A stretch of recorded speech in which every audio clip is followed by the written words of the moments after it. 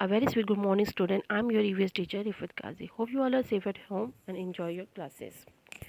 आज आपका लेसन पढ़ेंगे हम 8 जो पढ़ा था हमने उस दिन animal whose life goes on, वो हमने पढ़ा था 69 पेज तक। आज हम उसी के आगे कंटिन्यू करेंगे। सम एनिमल्स ले एग से स्टार्ट करेंगे।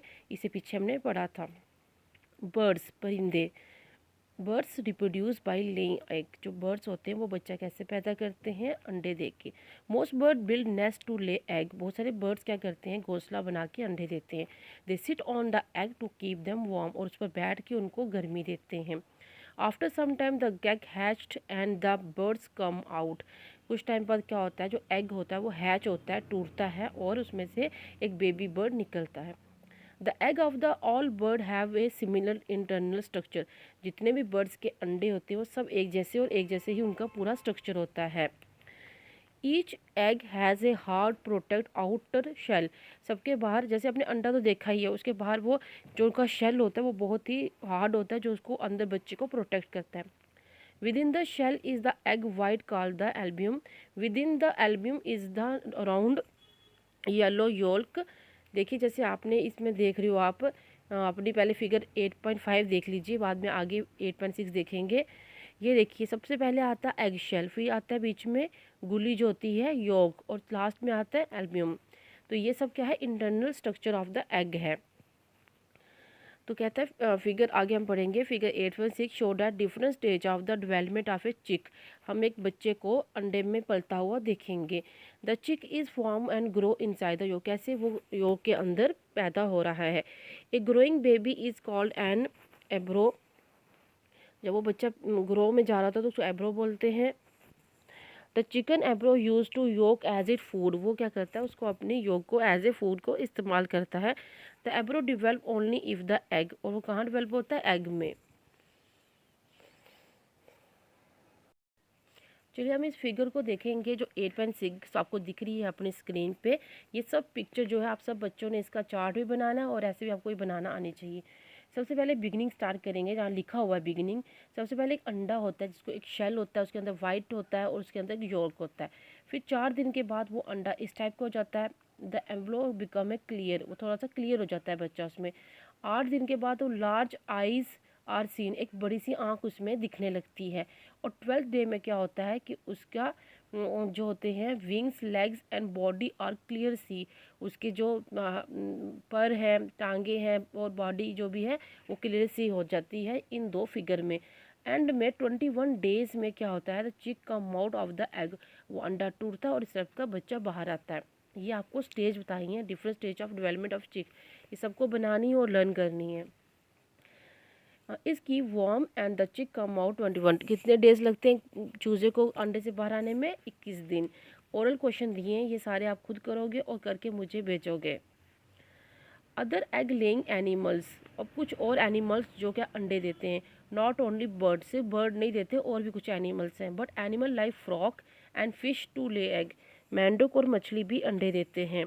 दे ले देयर एग इन वाटर, पर वो पानी में ही देते हैं। They care for their baby only A short time, बस वो थोड़ी टाइम ही अपने बेबी की केयर करते हैं, बाकी वो उस पानी में छोड़ के चले जाते हैं। जैसे कुछ पिक्चर्स बनी है नीचे, एग देखिए कैसे पेड़ों के साथ चिपके हुए हैं। टाइडापोल ये कैसे अंडे दे रहा है, ये कीड़ा ऐसे ऐसे ऐसे करता करता पहले ऐसे होगा, फिर ऐसे होगा, फिर लास्ट में एक मेंढक बन के आएगा। ए फ्रॉग एग डिवेल्प इनटू ए टैडपोल, जो फ्रॉग का अंडा होता है उसको हम टैडपोल बोलते हैं, जो उसका न्यू बर्न बेबी होता है उसको भी हम टैडपोल बोलते हैं। It keep growing slowly change into the adult frog, धीरे धीरे धीरे ये अपनी चेंज लाता है किसमें, अडल्ट फ्रॉग में। जैसे नीचे फिगर में बताया कैसे एक टैडपोल एक अडल्ट फ्रॉग बन गया। ए फिश ले 1000 of egg at the time in water, जो मछली होती है 1000 एग देती है पानी के अंदर।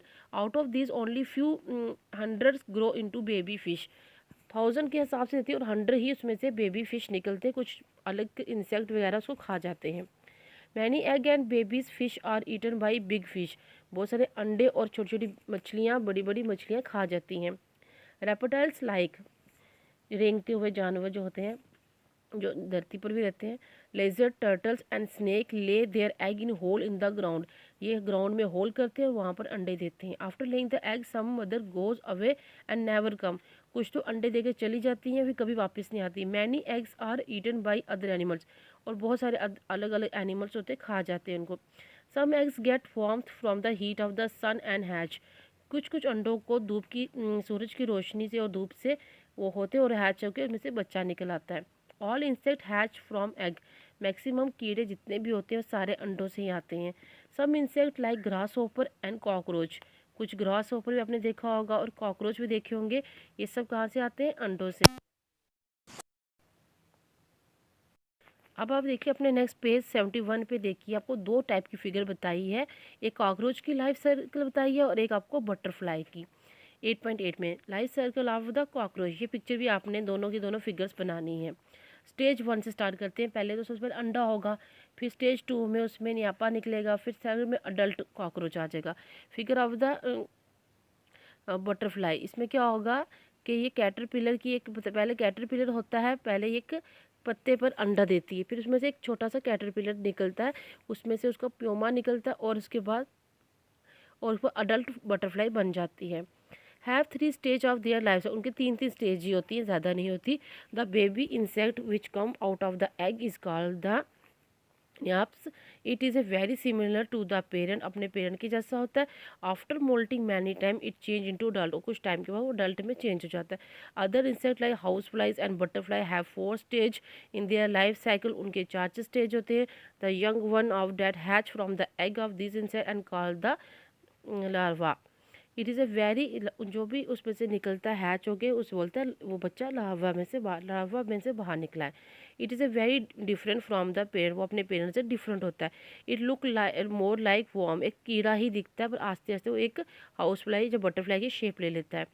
The larvas of different insect have different name, हर किसी के अलग अलग नाम होते हैं बच्चों के जब वो पैदा होते हैं। The larva of the housefly is called the maggot. The larva of the butterfly is called a caterpillar.